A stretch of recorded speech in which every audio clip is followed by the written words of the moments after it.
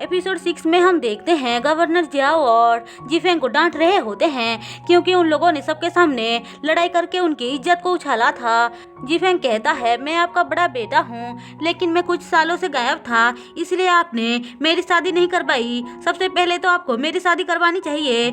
Yui कहती है, ये सब तुम क्या बोल रहे हो? मैं जियाओ को पसंद करती हूँ और हम दोनों एक दूसरे को बचपन से जानते हैं, मैं इससे ही शादी करूंगी। उसके डैड बोलते हैं कि यूई सही बोल रही है, ये दोनों ही एक दूसरे को पसंद करते हैं। तुम सब कुछ भुलाकर बड़े भाई की तरह इनको ब्लेसिंग दो, ऐसा बोलकर वो उसको समझाता है। जीफेंग कहता है, ठीक है, मुझे तो कुछ भी नहीं मिला है, लेकिन मैं जियाओ के आर्मी काम में साथ देना चाहता हूँ। उसके डैड बोलते हैं कि आज से जीफेंग को तुम अपने साथ रखोगे। जियाओ को ना चाहते हुए भी एक्सेप्ट करना पड़ता है।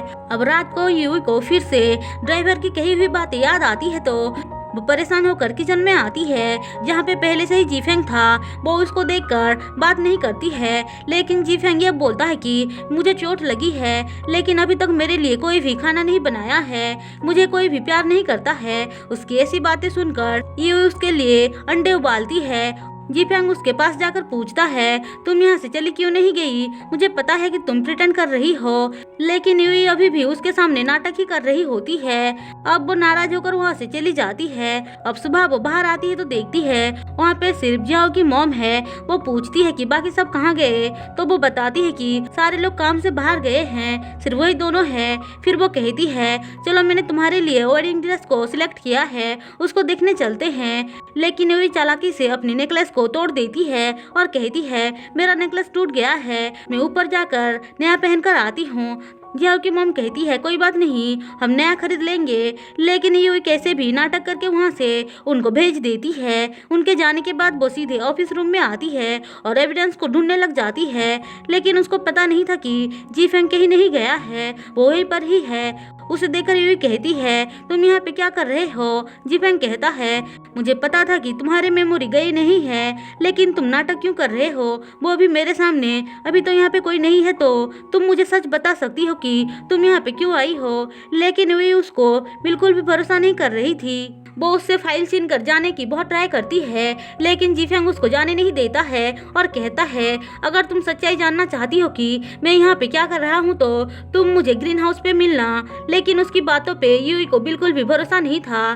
थोड़ी देर बाद वहाँ पे जियाओ और उसके डैड भी आ जाते हैं। जियाओ के डैड उसको डांट रहे होते हैं क्योंकि उसने किसी के सामने अपने काले कारनामों के बारे में बता दिया था। उसके डैड बोलते हैं, सबके सामने ऐसे बताया मत करो। फिर वो अंदर आते हैं तो देखते हैं जीफेंग वहाँ पे है। उसको अंदर देखकर वो लोग थोड़ा सा डाउट करते हैं, लेकिन जीफेंग उनको अपनी बातों में उलझा लेता है और सब कुछ हैंडल कर लेता है। उसके डैड पूछते हैं, इसका मतलब तुम्हें पता है कि हम लोग क्या काम करते हैं? जीफेंग कहता है, हाँ मुझे पता है और मैं आपकी हेल्प करना चाहता हूँ। उसकी ऐसी बातें सुनकर उसके डैड बोलते हैं कि ठीक है, आज से तुम हमारे साथ काम करोगे। अब रात को जीफेंग ग्रीन हाउस में यूई का वेट कर रहा होता है। यूई भी उससे मिलने के लिए जैसे ही बाहर आती है तो उसके सामने जियाओ आकर खड़ा हो जाता है।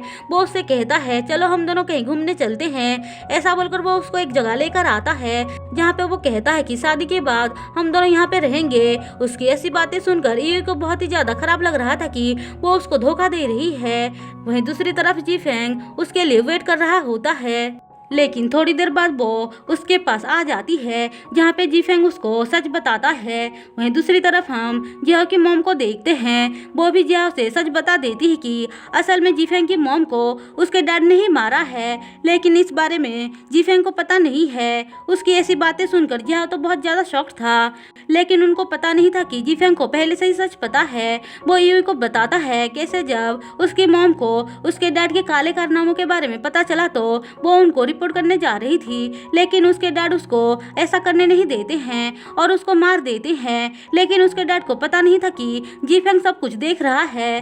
तब से वो उनको बर्बाद करने के लिए सोच रहा होता है और वो यहाँ पे बदला लेने के लिए ही आया है। और इसी के साथ एपिसोड 6 खत्म होता है। दोस्तों, अगर आपको मेरी एक्सप्लेनेशन पसंद आई हो तो चैनल को सब्सक्राइब और वीडियो को लाइक जरूर कर देना।